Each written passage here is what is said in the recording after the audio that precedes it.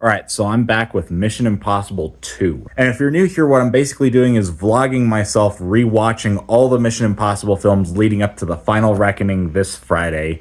And this is part 2, where I talk about easily the worst of the franchise.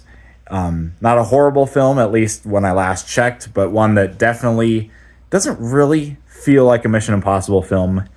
And I'm interested to see if my opinion has evolved over those 2 years, but I really don't think it has. But all that being said, let's get into it.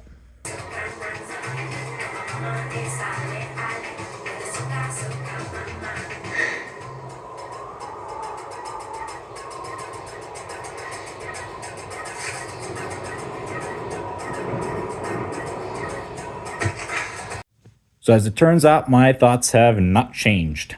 I can respect that they tried to do something different after the first film, and it might be a weird way to describe this film, but it's the best way I can articulate it, that it's like John Woo is taking Mission Impossible and channeling it through Robert Rodriguez, Michael Bay even sometimes, and just making like this rock and roll, James Bond-esque, even some sexpionage in there type action film.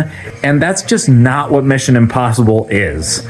Like, I don't appreciate my boy Ethan being shoved through this template. I don't appreciate the story being shoved through this generic, tired template.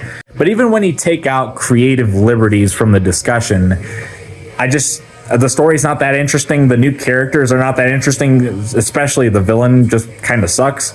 Sure, there is some merit to this film. I do like one sequence where Ethan has to break into a laboratory, basically, and that's the most Mission Impossible-esque sequence of the film. The third act, it's like, where has this movie been the whole film? Because it's pretty cool, even though the action is not as good as the action in any of the other films.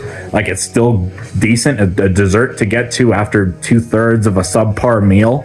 If you're watching these films for the first time and you're trying to figure out what to watch to catch up to Final Reckoning, I would definitely say, as a Mission Impossible fan, that if you want to leapfrog your way from the first film right directly to Mission Impossible 3, go ahead and do it, because you'll miss nothing by skipping this film.